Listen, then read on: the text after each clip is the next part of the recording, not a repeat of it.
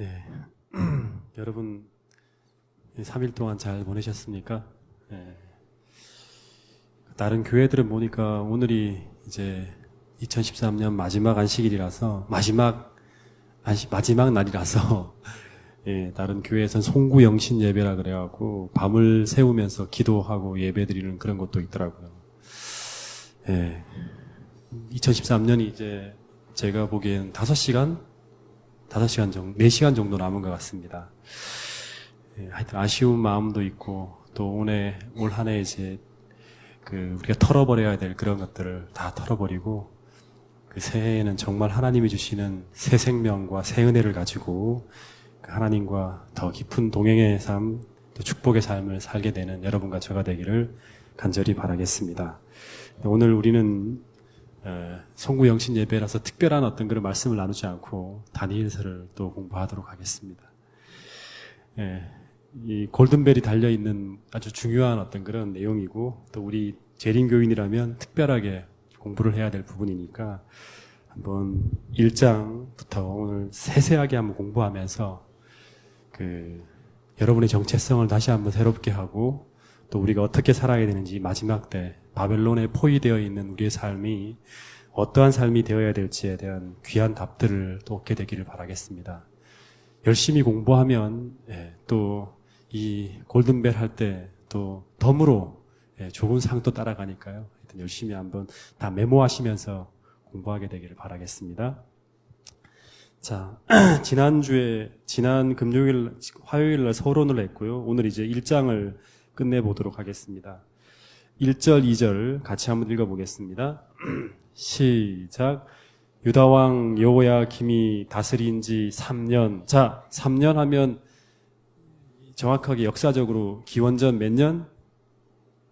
605년. 예, 기억하셔야 됩니다. 605년입니다. 그러니까 항상 사람들한테 제가 가르칠 때요, 이렇게 연도를 정확하게 가르쳐주면 사람들이 이 이야기가 그냥 대충 나온 이야기가 아니라 역사라는 생각을 하게 돼요. 그러면 사람들이 더 주의 깊게 들어요. 그러니까 연도. 이때 세계사적으로 어떤 전투가 있었다? 느부갓네살과 이집트의 바로 느고가 아시리아 연합군과 같이 이렇게 연대해서 그 갈그미스라는, 칼케미슈라 그러죠. 이 성경에서는 갈그미스라 그럽니다. 칼케미슈 전투가 벌어집니다. 이게 세계사의 변동을 가져오는, 고대 근동의 패자를 가르는 아주 중요한 전투예요. 여기서 느부갓네살이 이깁니다. 이때부터가 바벨론 시대의 시작입니다. 605년. 그래서 605년부터 586년까지 쭉 70년간 금나라 시대가 시작되는 거예요.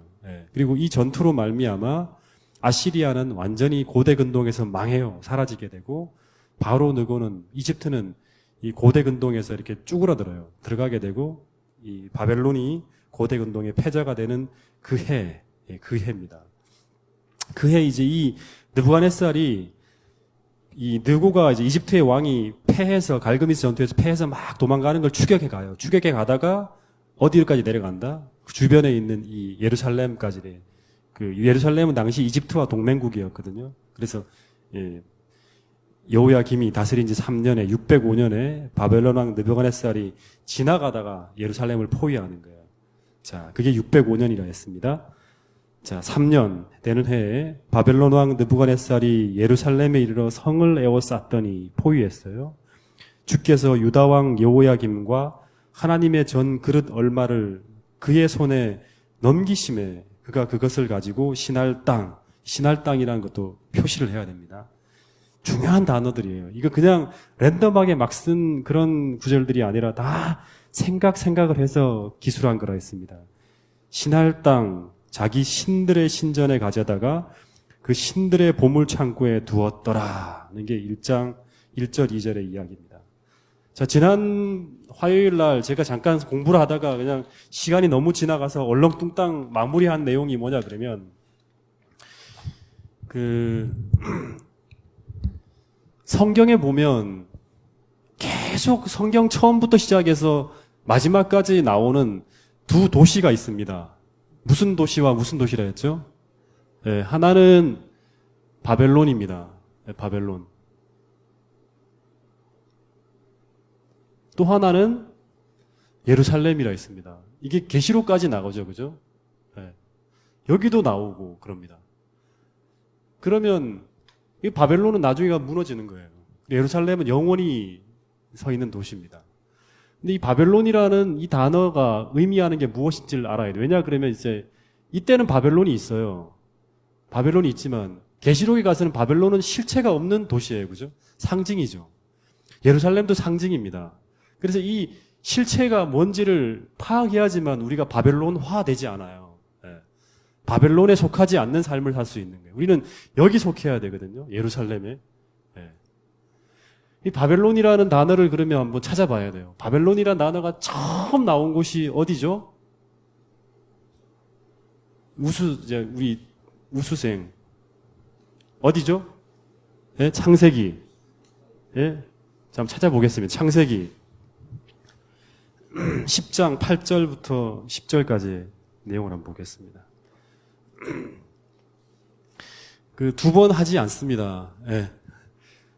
이 다니엘서는 여기서 하면 이제 끝납니다. 그러니까 아주 잘 한번 공부해 보세요. 네. 우리 이경순 집사님께서 아주 오랜만에 오셨습니다. 네. 환영합니다. 네. 자, 창세기 10장 8절부터 보면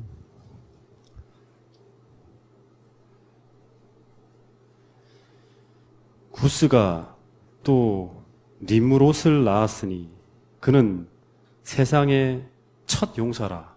영걸이라는 말로 어떤 데서 있죠. 그죠? 첫 영웅이란 말이에요. 영웅. 처음으로 영웅이 등장합니다. 근데 어떤 영웅이냐 그러면 9절. 그가 여호와 앞에서 용감한 사냥꾼이 되었으므로 속담에 이르기를 아문은 여호와 앞에 니므롯같이 아주 용감한 사냥꾼이로다 하더라. 이 여호와 앞에서라는 말이 참 이제 중요한데 이 앞에서라는 말이 원어를 보면요. 영어 성경에도 보면 나옵니다. 이거는 어게이니스트라 그래서 하나님을 대항하라는 그런 말이에요. 하나님을 대항하여. 그러니까 이 니므롯이라는 사람은 옛날에 그 노아의 아들들이 이전까지만 하더라도 이 니므롯이 나타나기 전까지만 하더라도 하나님을 두려워했어요. 근데 하나님을 두려워했는데 굉장히 용감한 사람이 하나 등장했어요. 영웅이. 그 사람이 뭐냐면 다 하나님 앞에 두려워하면서 하나님 뜻을 벗어나는 걸 두려워했는데 어느 순간인가 이 니므롯이라는 한 영웅이 등장하는데 이 사람은 하나님을 대항해서 나가는 거예요. 하나님 말씀의 뜻에 벗어나서 나가는 거예요.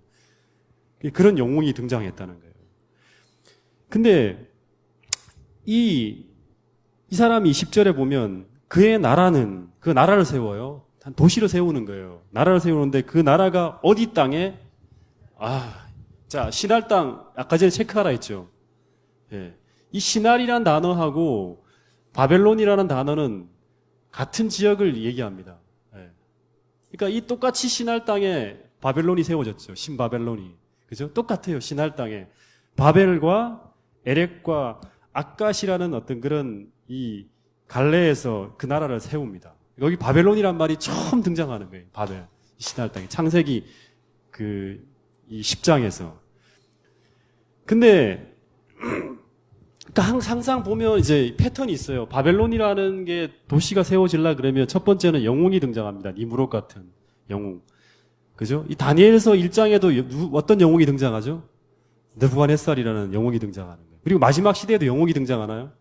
마지막 시대 바벨론에도 어떤 영웅이 등장하죠? 예? 어떤 영웅이 등장하죠? 교황이 등장하잖아요. 교황.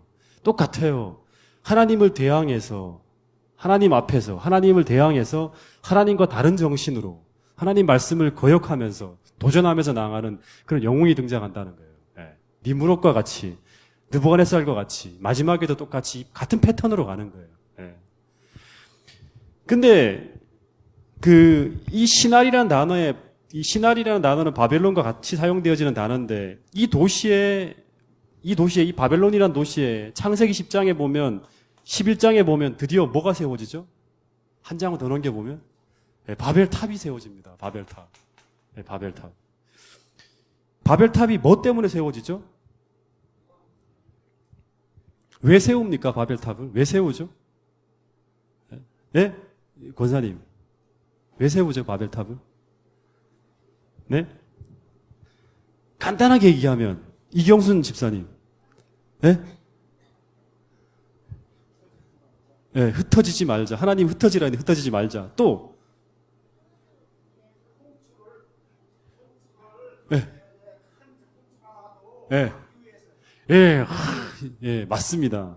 간단하게 얘기하면 하나님의 무지개 언약을 믿지 못하기 때문에요. 하나님 절대 내가 다시는 물로서 세상을 심판하지 않겠다 했는데 그걸 믿지 못하는 거예요. 그래서 하나님의 도움이 아니라 스스로의 힘으로 홍수를 대비해서 자신의 안전을 지키기 위해서, 다시 말하면 하나님 없이 살아가겠다는 정신의 상징물이 바로 뭐냐 그러면 바벨탑이에요. 그러니까 믿음으로 말미암는 삶의 정반대죠. 그리스도인들은 하나님 언약, 약속을 따라 살아가는데 이 사람들은 하나님을 알긴 알지만 하나님 우리 죽일지 몰라. 예. 그러면서 이 행함으로 말미암아 자신의 어떤 삶의 안전을 도모하겠다는 그 정신의 상징물이 바로 뭐냐 그러면 바벨탑이에요. 그리고 그 통해서 니브로처럼 자신들의 이름을 내고 하나님의 이름이 아니라 살아가겠다는 거예요. 그리고 장로님 말씀처럼 흩어지지 않고 똘똘 뭉쳐서 우리 안전을 지키자 하는 거예요. 그래서 언제나 이 바벨이란 말은 하나님의 절대적인 위치를 인정하지 않고 하나님을 대항하고 하나님을 반대하는 사람들이 모여 사는 곳의 대명사예요. 다 흩어지지 않고 모이는 거예요. 그런 사람들이. 그래서 이 바벨론은 하나님이 계시지 않는 도시잖아요. 그렇기 때문에 계시록 18장에 가면 하나님이 계시지 않으면 뭐가 모이냐 그러면 잡다한 우상들과 온갖 더러운 귀신들이 다 모여들어요. 그래서 혼잡한 도시가 돼요. 이 바벨이란 뜻이 혼잡이거든요. 저긴 평안이 없어요. 혼잡해요, 아주. 그러니까 우리 정신도 마찬가지죠. 바벨론화 되어 버리면 하나님의 평안이 없고 혼잡해져요. 계속 두려움, 근심, 염려 이런 것들이 계속 우리 안에 약간 이 귀신들의 영들이 다 우리 마음속에 다 몰려드는 거예요. 그래서 여기에 머물러 있으면 계시록 14장에 보면 밤낮 쉼을 얻지 못하게 된다는 거예요. 바벨론처럼 같이 무너지는 거예요. 그리고 이 계시록까지 같이 보는 거예요. 지금 다니엘서를. 그래서 이 바벨론은 반역의 도시이고 거짓 신을 경배하는 도시이고 그 다음에 온갖 오류의 도시이고 혼잡의 근원이 바로 이 바벨론이에요. 여기에 머물면 안 돼요. 우리는. 그래서 그리스도인이지만 여기에 머물 수가 있어요. 근데 여기에 반하여 예루살렘이라는 도시는 하나님을 경배하고 하나님께 충성을 다하는 순결한 도시이고 하나님이 통치하는 평화의 도시가 바로 이 살렘이라는 게 평안이잖아요. 평화의 도시가 바로 예루살렘이에요. 그래서 예루살렘은 하나님이 통치하는 도시예요. 그래서 이 계시록에 가보면 예루살렘은 하나님을 따르는 무리들이 다 여기 모여들어요. 결국에는. 그래서 하나님이 계시기 때문에 그 도시는 망하지 않고 영원히 서 있습니다. 그래서 이 바벨론은 겉으로 보기엔 되게 화려하죠. 영웅이 있지. 그 다음에 산을 똑똑대기까지 높여 인간의 모든 인본주의적인 어떤 그런 기술들이 총동원하니까 되게 화려하게 지어집니다. 그리고 견고하게 보여요. 근데 계시록 16장에 가면 이 세 갈래로 무너집니다. 이 도시가. 여기 있으면 우리도 같이 무너지는 거예요. 자, 근데 다니엘서 1장 1절로 다시 돌아가 보겠습니다.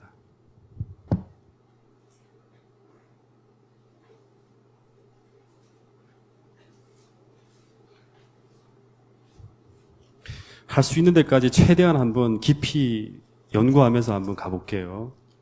1장 1절을 다시 보면 유다왕 여호야김이 다스린 지 3년이 되는 해 바벨론 왕 이제 이렇게 보면서 다시 보는 거예요. 바벨론 왕 느부갓네살이 예루살렘에 이르러 성을 에워쌌어요.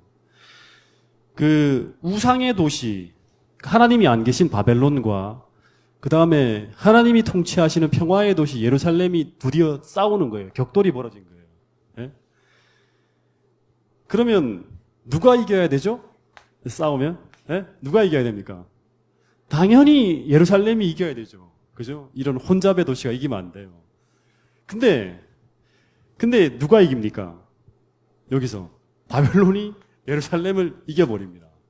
네. 그러니까 굉장히 혼란스러운 상황이 벌어지는 거예요.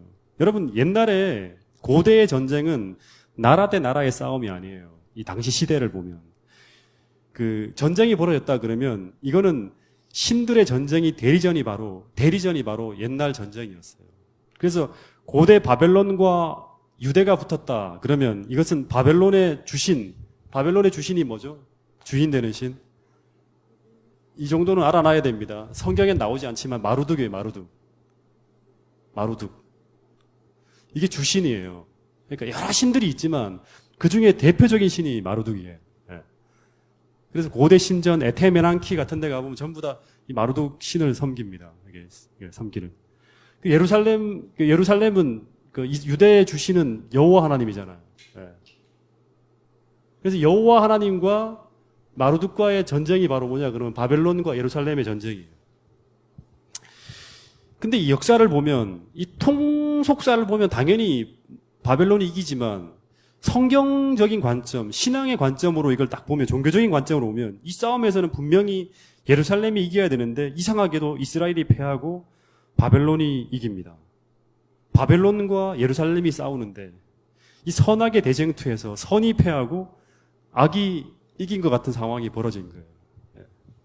근데 그 이유가 뭐 때문일까? 이걸 찾아야 돼요. 왜 졌을까? 그 이유가 뭐죠? 이건 우리도 마찬가지예요. 선악의 대쟁투 속에서 우리가 패하는 경우는 분명히 이유가 있어요. 이걸 찾아야 되는 거예요.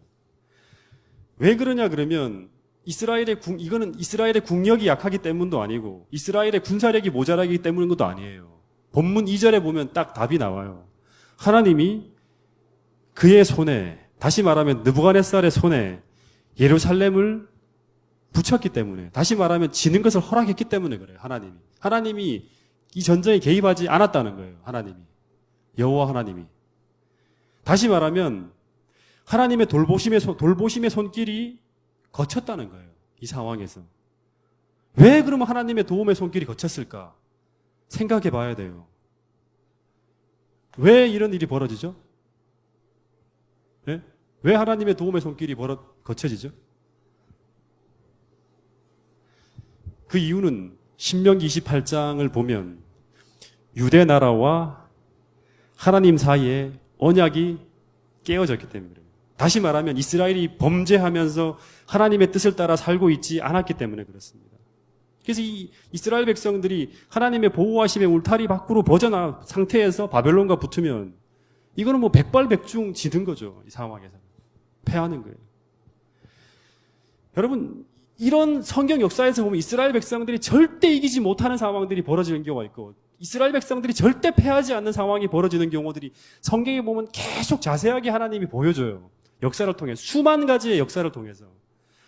그 민수기 24장 25장에 보면 이 발람이 이스라엘을 저주하면서 쓰러뜨리려고 가진 애를 낳았어요. 근데 아무리 해도 이스라엘은 패하지 않아요. 근데 그렇게 연전연승하면서 바산왕 옥을 죽이고 그 다음에 시온을 격파하고 모압 전체를 다 평정했던 이스라엘 백성들이 갑자기 지게 되는 경우가 벌어집니다. 그게 왜 그렇죠? 이 부올의 아들 발람의 유혹에 미혹되어서 이스라엘 백성들이 그 음란한 그 우상에 같이 그 신전에 경배하면서 막 타락하게 될 때 그때 이스라엘이 무너집니다. 지금 전쟁에서요. 그리고 여호수아 6장 7장에도 보면 이스라엘이 여리고성을 무너뜨리면서 막 진짜 연전연승하면서 쫙 나가요. 그러다가 또 한 번 져요. 이상하게. 여리고보다 훨씬 더 작은 아이성 전투에서 패해요. 왜 패합니까? 바로 아간이라는 한 사람이 범죄해서 하나님께서 절대 하지 말라는 그 일을 하고 이렇게 뭐 좋은 어떤 털하고 금은 보화가 이 값이 나가는 걸 자기 탐나서 숨기는 거예요. 자기 재물을 위해서 떼놓는 거예요. 그 아간의 죄로 인해서 아이성 전투에서 패합니다. 이스라엘 백성. 그러니까 여러분 굉장히 중요한 거예요. 이거는 교훈이에요. 그러니까 우리가 불순종은 우리를 무력하게 만든다는 거예요. 똑같아요. 제가 지난번 서론에서 이 유다의 마지막 왕들의 역사를 다 보여줬죠. 그들은 철저하게 하나님과 반대의 길을 갑니다. 불순종의 길. 이런 상황에서는 절대 이길 수가 없는 거예요. 근데 이것이 성경에 예언되어 있습니다. 레위기서 보세요. 26장 3절. 하나님이 참 수백 년 후에 벌어질 이 상황들을 자세하게 적어놨어요. 다니엘이 이걸 보고 이 이스라엘 성전이 무너지고 그 다음에 나라가 망하는 상황, 그 다음에 자기 왕이 눈이 뽑혀갖고 끌려가는 그 비참한 상황을 보면서도 하나님을 섬기는 것을 포기하지 않고 가는 거예요. 이 예언된 역사라는 걸 알고. 26장 3절부터 보세요.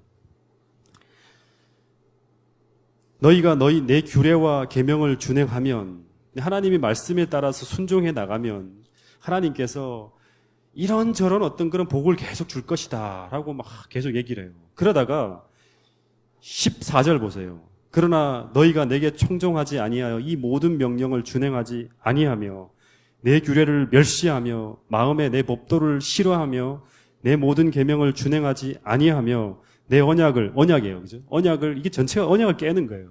배반할진대. 그러면 이런 일들이 벌어질 것이고 19절에 보면 완전히 하늘을 철과 같이 한다는 거는 그 엘리야 시대 때죠. 그죠? 비가 전혀 오지 않게 만드는 거예요. 그리고 26절에 보면 기근이 들 것이고 그 다음에 무슨 일들이 벌어질 것이고 막 얘기를 해요. 그러다 27절 보세요. 너희가 이같이 될지라도 내게 청종하지 아니하고 내게 대항할진대 하면 또 어떤 일이 벌어진다고 쭉 얘기를 해요. 그런 다음에 33절 보세요. 자, 같이 읽어볼까요? 시작.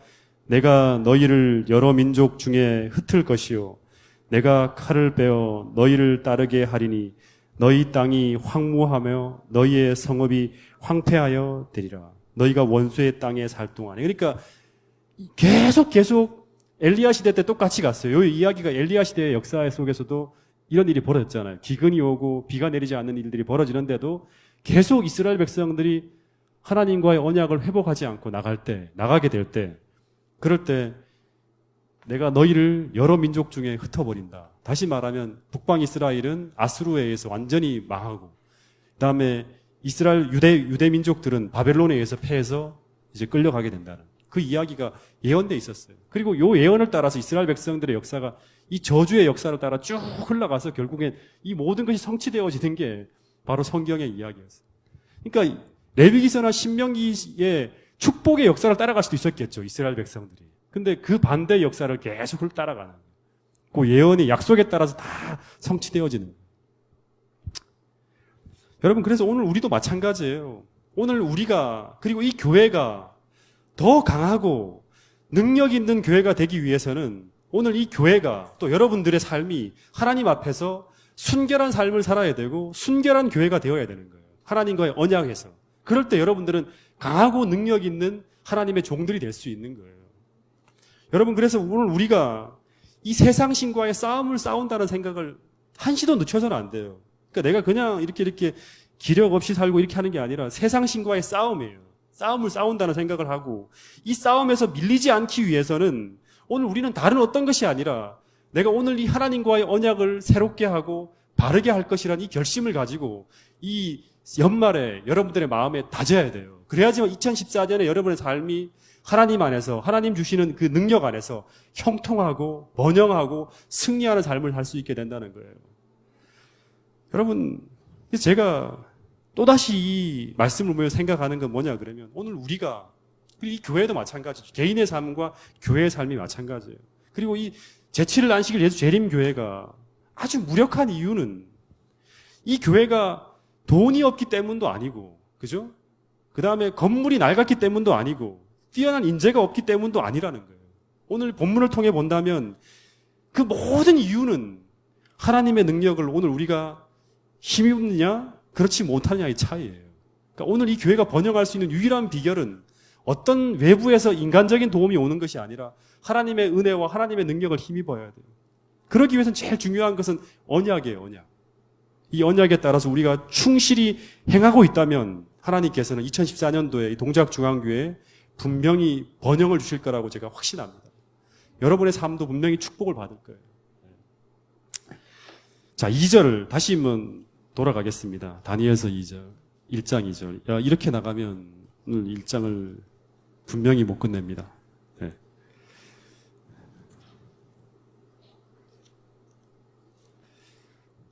자, 1장 2절 읽어보겠습니다. 시작.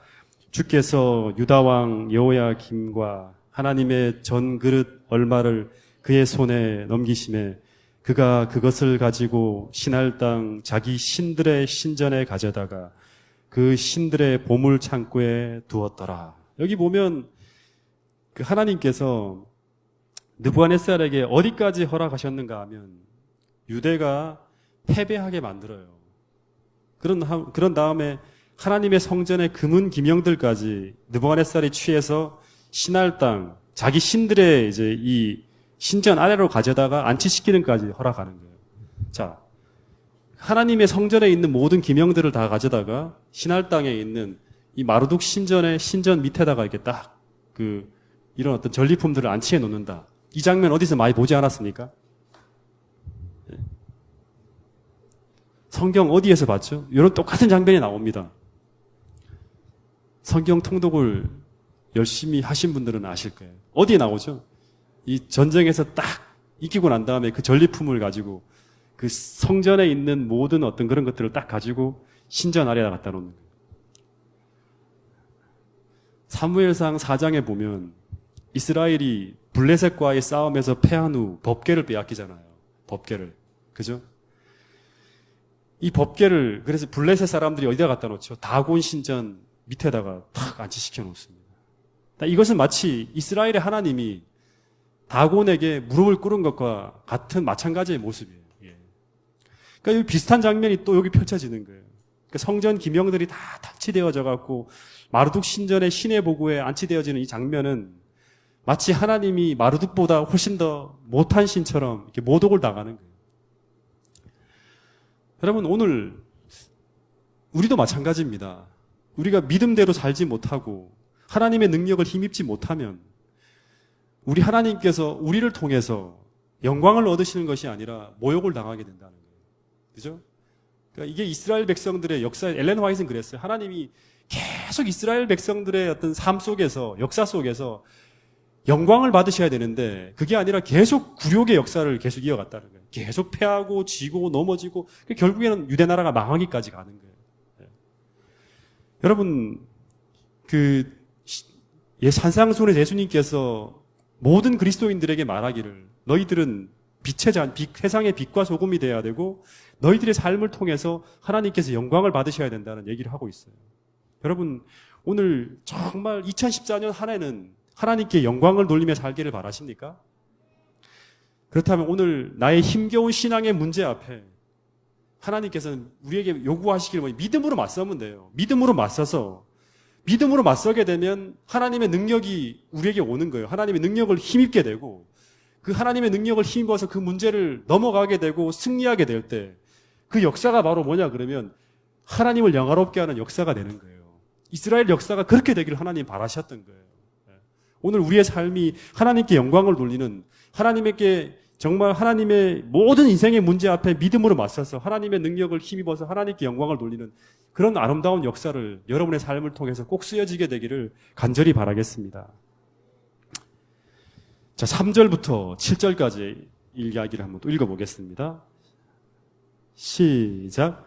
왕이 환관장 아스부나스에게 말하여 이스라엘 자손 중에서 왕족과 귀족 몇 사람 곧 흠이 없고 용모가 아름다우며 모든 지혜를 통달하며 지식에 통달하며 학문에 익숙하여 왕궁에 설만한 소년을 데려오게 하였고 그들에게 갈대아 사람의 학문과 언어를 가르치게 하였고 또 왕이 지정하여 그들에게 왕의 음식과 그가 마시는 포도주에서 날마다 쓸 것을 주어 3년을 기르게 하였으니 그 후에 그들은 왕 앞에 서게 될 것이더라.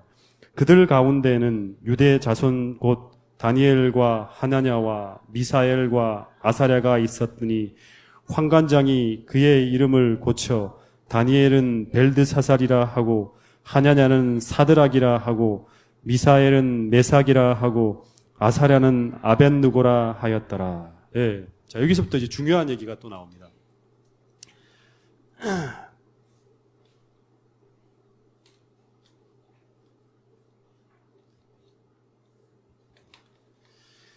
이 느부갓네살이 이스라엘 자손들을 다 붙잡아 왔는데 이제 포로로 잡아오면 이제 뭐 노예 봐서 이렇게 얘는 좀 못생겼고 그다음에 좀 능력도 없는 것 같고 이러면 이 사람들은 어디로 보내냐면 노예로 시키 부려버려요. 노예로 하고 그다음에 얘는 또 뭐 평빔으로 받게 하고 근데 그 중에서 그 귀족과 왕족 중에서 제일 똑똑하고 여기 보면 인물이 처음에는 좋아요. 그러니까 아주 진짜 탤런트 뺨칠 만큼 잘생겼고 그러니까 다니엘은 아마 하늘나라 가면요 정말 잘생겼을 거예요. 인물이 빼어나다 있으니까 인물과 용모가 아주 빼어나고 그리고 이렇게 이제 테스트를 해보는 거예요. 테스트를 해서 시험을 쳐갖고 이렇게 정말 똑똑하고 뛰어난 사람들을 출연했어요. 이스라엘 유대 자손 중에 다 뽑아갖고 요 사람들은 어디로 보내냐 그러면 왕궁에서 인재로 쓰겠다고 딱 뽑아놓는 거예요. 그래서 근데 이제 이 인재로 쓰려 그러면 어떻게 해야 되냐? 왕궁이라는 건 뭐예요? 왕에 대한 어떤 이 핵심적인 어떤 정보들이 이런 것들을 다 알 수가 있잖아요. 이 사람들이 만약에 바벨론에 충성을 하지 않고 유대에 충성을 해버리면 어떻게 됩니까? 반역이 일어나겠죠. 그죠? 그리고 위험해질 수 있잖아요. 그래서 3년 동안 어떻게 하냐 그러면 이 사람들을 유다인이 아니라 바벨론인으로 만들기 위한 과정을 3년 동안 거치게 만듭니다. 그래서 이 3년의 과정은 유대인을 바벨론화시키는 거예요. 바벨론화시키는 과정이에요.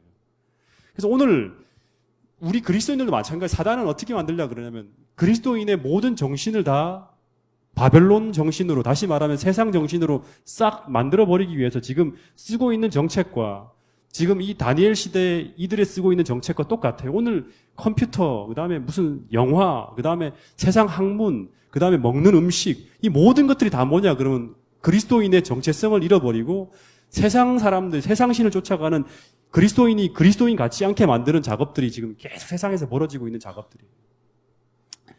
그래서 오늘 그리스도인을 바벨론화 시키기 위한 사단의 전략과 맥을 같이 하는 게 다니엘서 1장에 나와 있는 이 이야기들입니다. 그래서 이걸 우리가 극복하지 못하면 그리스도인들인 그리스도인들인데 이 세상 속에서 뒤죽박죽, 다시 말하면 혼잡해진 바벨론화 되어져 버린 그리스도인이 되게 돼요. 그러면 그 사람들은 결국에는 이 세상이 무너질 때 함께 무너지는 거예요. 그래서 이 사단이 쓰는 세 가지 전략, 다시 말하면 이 바벨론 사람들을, 아니, 그리스도인들을, 유대인들을 바벨론화 만드는 이 작업과 같이 연구해 볼 필요가 있어요. 이 세 가지 전략을 썼죠. 첫 번째는 뭐였습니까? 예? 창시계명. 예. 첫 번째는 뭐였죠? 음식도 있고, 이름도 바꾸는 게 첫 번째는 뭐였죠? 바벨론 학문이에요, 학문. 학문이에요, 학문. 두 번째는 음식이었어요, 음식. 세 번째는 뭐였죠? 이름을 바꾸는 거였죠. 이름을 바꾼다는 건 뭐예요? 정체성을 바꾸는 거예요. 한번 물어보겠습니다, 이제.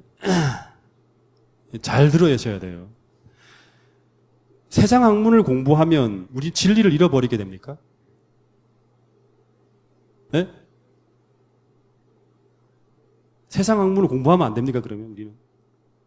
예? 해야죠. 근데 공부를 하면 우린 바벨론화 됩니까? 예? 근데 이 전략을 쓰고 있잖아요. 그죠? 이렇게 해서 무너지는 사람들이 많을까요? 어떻게 하면 우리는 세상 학문을 공부하긴 공부하되 바벨론화 되지 않을 수 있는 방법이 있을까요? 다니엘처럼? 생각해 봐야 돼요. 그죠? 예. 근데 이건 분명히 공격하는 하나의 어떤 그런 바벨론화 시키기, 우리 그리스도인들을 바벨론화 시키기 위한 하나의 어떤 그런 도구로 쓰고 있는 것이 바로 학문이라는 사실을, 세상 학문이라는 사실을 잊어버려서는 안 돼요. 예. 이걸 어떻게 우리는 받아들이되 바벨론화 되지 않을 수 있을까 고민해야 되는 거예요. 세상 학문을 공부하지 않을 수 없죠. 세상에 살고 있기 때문에 우리가. 그죠? 근데 두 번째는 뭐냐, 그럼 또 이름을 바꾸는 거예요. 이름이 어떻게 바뀌어집니까? 다니엘이라는 이름은 뜻은 우리가 뭐라 그랬죠? 하나님은 나의 심판장, 재판장이라는 거예요. 그리고 하냐냐라는 이름의 뜻은 뭐냐 그러면 여호와는 은혜로우시다라는 뜻이에요. 여호와는 은혜로우시다. 미사엘이라는 이름의 뜻은 하나님과 같은 자가 누구냐? 아사랴는 여호와께서 도우셨다는 이런 하나님의 이름이 다 담겨 있는 이름들이 다 뭐였냐 그러면 다니엘과 세 친구들의 이름이었어요. 근데 다니엘의 이름이 뭘로 바뀌죠? 벨드사살로 바뀌어요. 벨이 보호하리라. 하나님이 나의 심판장이 아니라 벨이 나를 보호하리라는 이름의 뜻으로 바뀌어버려요. 그리고 사드락은 이 하냐냐는 사드락, 태양의 영감이라는 뜻이고, 미사엘은 메삭으로 비너스에게 속한 자라는 뜻으로 바뀌어버렸고, 아사랴는 아벳느고, 느고의 종이라는 이름의 뜻으로 바뀌어버려요. 다 이름이 이제 하나님의 이름을 하나님 여호와라는 모든 그 의미들은 싹 다 빼버린 거예요. 네. 바벨론화 시켜버리기 위해서. 근데 사단은 바벨론의 학문, 음식, 그리고 그들의 정체성이 담긴 그들의 이름을 고쳐서 외부적인 변화를 다 동원할 수 있는 걸 다 동원해서 그들의 성품과 사상을 바벨론화 시키려 했어요. 근데 다니엘과 세 친구는 뭐 다른 사람들은 다 바벨론화 됐을 거예요. 많은 사람들이, 히브리인들이. 근데 다니엘과 세 친구는 바벨론화 되지 않았다는 거예요. 그 비결이 뭘까요? 비결. 이 비결을 우리가 꼭 알아야 돼요. 어떻게 하면 세상 학문을 우리가 배우고 있지만 우리가 바벨론화 되지 않을 수 있을까? 이름은, 음식은 어떻게 우리가 컨트롤해야 될까? 생각해야 돼요. 네. 어떻게 하면 될까요? 네? 어떻게 해서 다니엘과 세 친구는 바벨론화 되지 않았죠? 이 성경절이 없다면 다니엘서는 없습니다. 네. 이 성경절이 없다면. 네? 다니엘서 1장 8절. 이게 분수령이에요. 다니엘서 1장의 핵심이고 다니엘서 어떻게 보면 핵심 중에 핵심이 바로 이거예요. 1장 8절 읽어보겠습니다. 시작. 다니엘은 뜻을 정하여 왕의 음식과 그가 마시는 포도주로 자기를 더럽히지 아니하리라 하고 자기를 더럽히지 아니하도록 환관장에게 구하니. 이 뜻을 정했다는 말이 굉장히 중요합니다. 뜻을 정했다는 것은 뭐예요? 결심했다는 거죠. 네. 다니엘이 뜻을 정하지 않았다면 아마 바벨론의 아주 위대한 총리, 아주 똑똑한 한 사람으로서 이렇게 살다가 갔을 거예요. 성경에 남지 않고. 네. 뜻을 정했다는 말은 여기 보면 그 왕의 음식과 그가 마시는 포도주로 자기를 더럽히지 아니하리라 하고 했잖아요. 음식물만 거부했을까요? 음식물만 거부했을까요? 네? 이 두 가지는 받아들이고 음식물만 거부했을까요? 이 세 가지를 다 거부했어요. 다니엘은. 이 세 가지를. 다니엘은 바벨론 학문을 배웠어요. 그죠? 근데 그리고 이름을 바꾸는 것도 허락했어요. 근데 그러나 바벨론화 되지 않았어요. 그 이유는 그는 바벨론 학문을 배웠지만 그 어떤 지식도 그의 삶의 판단 기준인 하나님 말씀 위에 두지 않았다는 거예요. 이게 정말 중요합니다. 아무리 우리가 학문을 배운다 하더라도 어떤 지식, 어떤 학문인을 배운다 하더라도 그의 삶의 판단 기준인 하나님 말씀 위에다가 그 지식을 두지 않아요. 항상 그 아래입니다. 이게 높아지게 되면 바벨론화 되는 거예요. 하나님 지식, 아는 성경 지식을 무시하고 세상의 모든 지식으로 더 이렇게 기울여서 어떤 결정을 하고 판단을 해버린다 그러면 우리 바벨론화 되는 거예요. 쫓아간다 그래요.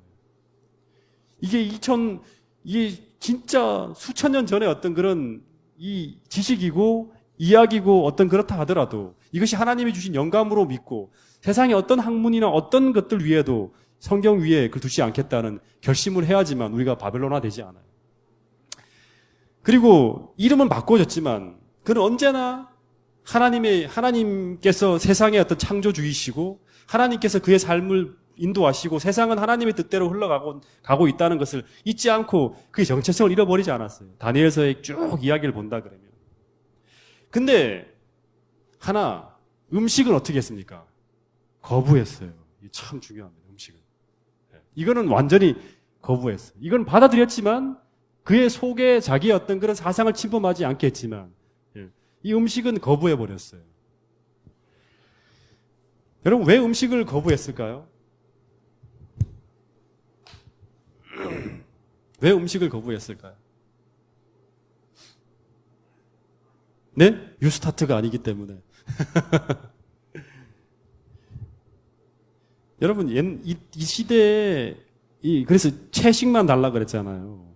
예. 근데 이 다니엘은 채식만 한 사람이 아니에요. 육식도 했습니다. 그 뒤에 보면. 왜 근데 이 음식에서 이 다니엘이 채식만 달라 했냐 그러면 당시에 왕이 주는 이 음식들은요. 어떤 음식이냐 그러면 마르둑 신전에 바쳐진 음식이에요. 그거를 이제 먹는 거예요. 그렇기 때문에 이것은 뭐하고 문제되냐 그러면 우상숭배와 연관되어지는 문제예요. 우상숭배. 신전에 바쳐진 음식이기 때문에. 그래서 이 음식을 먹게 된다 그러면 이걸 받아들인다는 것은 뭐냐 그러면 그 신의 은혜를 자기가 받고 있다는 걸 인정하기 때문에 이 신전에 바쳐진 이 제사 음식은 먹지 않겠다고 굳게 결심하는 거예요. 이건 하나님과 그 사이에 믿음의 관계를 무너뜨리는 거예요. 그래서 이걸 거부하는 거예요. 이걸 다니엘. 뜻을 정해서 내가 비비록 바벨론 왕궁 속에 완전 바벨론 속에 포위되어 살고 있지만 나는 내 삶의 내 마음의 성전을 무너뜨리지 않겠다는 거예요. 여기 하나님께서 계속 거하시게 하겠다는 거예요. 근데 여러분 이게 쉬웠을까요? 뜻을 정하는 게 쉬웠을까요? 어려웠을까요? 예? 이게 쉬웠을까요? 어려웠을까요? 예? 10절 한번 보겠습니다. 10절. 10절 읽어보세요. 이 결심을 하고 난 후에 환관장이 다니엘에게 이르되 내가 내 주 왕을 두려워하노라. 그가 너희 먹을 것과 마실 것을 지정하셨거늘 왕이 주는 거예요. 이걸 안 받으면 왕의 어떤 그런 은혜를 거부하는 거예요. 너희 얼굴이 초췌하여 같은 또래의 소년들만 못한 것을 그가 보게 할 것이 무엇이냐. 그렇게 되면 너희 때문에 내 머리가 왕 앞에서 위태롭게 되리라 하니라. 다시 말하면 이것을 허락하면 누구의 목이 날아가요? 환관장의 목이 날아가는 거예요. 다시 말하면 이 세 친구가 어디 사람들이에요? 저 식민지 포로예요. 근데 이 사람들이 왕의 음식을 거부하고 먹지 않겠다 그러면 바로 어떻게 하면 됩니까? 이들이 지금 목숨을 걸고 지금 내한테 까불고 있냐 하면서 바로 끌어내 그리고 바로 죽여버릴 수 있어요. 이 세 친구들은. 네. 그래서 이 뜻을 정해서 이 음식을 거부한다는 것은 뭐냐 그러면 목숨을 거는 행위예요. 목숨을 거는 거예요. 다니엘과 세 친구. 그래서 이거는 하나님의 도우심이 일어나지 않으면 절대로 허락될 수 없는 일이에요. 근데 이 뜻을 정했을 때 하나님이 도와주셨나요? 다니엘과 세 친구를? 이 뜻을 정했을 때, 목숨을 걸고 뜻을 정했을 때 하나님이 도와줬나요? 그 얘기 어디 나옵니까? 9절에 나와요, 9절. 뜻을 정하고 난 다음에 이게 기적이에요.